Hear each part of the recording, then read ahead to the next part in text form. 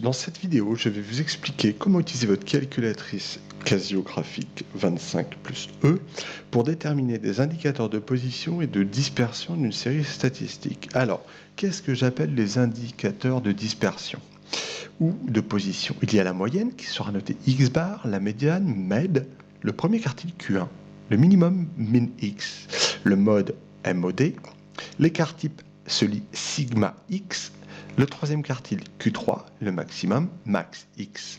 Alors, quand vous allumez votre calculatrice, vous allez donc aller dans le menu Stats. Et moi, j'ai des listes vides, ça tombe bien. Si ce n'est pas le cas pour vous, vous allez utiliser ce petit protocole qui vous permet d'effacer les données. Alors, je vais suivre le premier exemple. Dans le premier exemple, on me dit d'aller dans le menu Stats, c'est fait, d'entrer les valeurs des salaires dans la liste 1. Donc, je vais rentrer 1200, 1350, 1100, 1050, 1400, 1100, 1300, 1450, 1100, 1040, 1300, 1200. J'ai bien 12 valeurs. Alors, avant toute chose, je vais vérifier quand même un paramétrage de ma calculatrice. Pour ça, je fais Shift menu. Je descends le curseur. Et moi, sur ma calculatrice utilisée à l'écran, ici la 85, je n'ai pas l'indication que vous aurez sur la vôtre, la Casio 25. Si vous le faites, le Shift menu, là, vous devez avoir à un moment donné en dessous de Display, une ligne qui s'appelle Q1, Q3 type. D'accord ?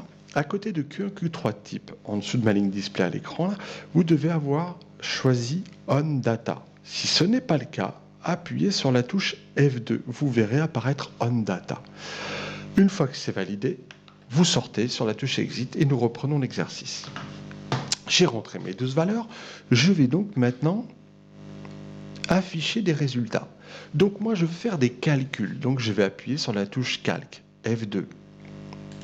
Puis Setting pour entrer en compte les paramétrages. Et oui, effectivement, je n'ai rentré qu'une seule liste. Donc je suis dans une seule variable pour mes statistiques. Je ne m'occupe pas des 3 dernières lignes. Et là, je fais bien attention que la première variable X liste est liste 1 et je n'ai rien pour l'autre. Je valide.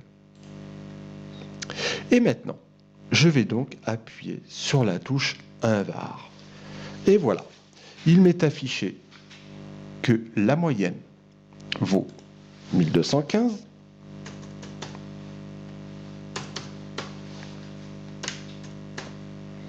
je continue, l'effectif total petit n 12, correspondant au nombre de valeurs que j'ai indiquées, l'écart type, il m'est donné l'écart type, c'est cette valeur-là. Sigma, le 135. Il n'a pas tout à fait la même dénomination sur votre calculatrice, mais ce n'est pas grave. Pour avoir la valeur minimum, je descends le curseur. Et pour moi, j'ai le minimum à 1040. Ensuite, le maximum, je vais aller chercher tout de suite 1450. Alors maintenant, pour le premier quartile, moi, il m'est affiché 1100. Sur votre calculatrice, il est affiché exactement la même chose. 1100, je continue. Médiane, moi, à mon écran, il est affiché 1200. Sur le vôtre, il est affiché aussi 1200. Et voilà la petite confusion entre ma calculatrice et la vôtre. La mienne m'affiche pour Q3 1325, alors que la vôtre donne la vérité à 1300. Donc voilà comment j'ai répondu à mon premier exercice où j'avais 12 valeurs pour une seule liste. Je vais faire deuxième exercice sur des notes obtenues en première bac pro CCF de mathématiques. Donc je reprends ma calculatrice. Maintenant, je sors en faisant exit. Je remonte sur liste 1 pour effacer ma liste. Je vais dans exit. Petite flèche F6, del A veut dire efface toute la liste. Je fais oui, c'est parti. Donc là, il m'est demandé d'entrer les notes dans la liste 1. D'accord, le 0, 2, 3, 5, 8 dans la liste 1, les effectifs dans la liste 2. Ok, on y va. 0, 2, 3, 5, 8. Pour la deuxième liste, nous faisons 16, 12, 28, 32 et 21. Donc, une fois que j'ai saisi toutes mes valeurs, pour retrouver le calque là, je repars sur ma petite flèche F6, je vais dans calque, mais là, attention, paramétrage. Je ne suis plus sur une liste, mais deux listes. Donc, touche setting F6. Je remonte, voilà. Donc, on me dit, attention, un X liste, ça doit être la liste 1, c'est très bien. Et là, fréquence liste, je dois mettre liste 2. Pour ça, j'appuie sur F2, et ce sera la liste numéro 2. Je valide, et je vais toujours appuyer sur mon calcul de une variable. Donc, quelle est la moyenne obtenue? À mon épreuve, 4, comme pour vous. Ensuite, l'écart type pour moi, 2,5. Le nombre total d'élèves ayant participé, 109. Pour le minimum, je vais voir le minimum, la note minimale, 0.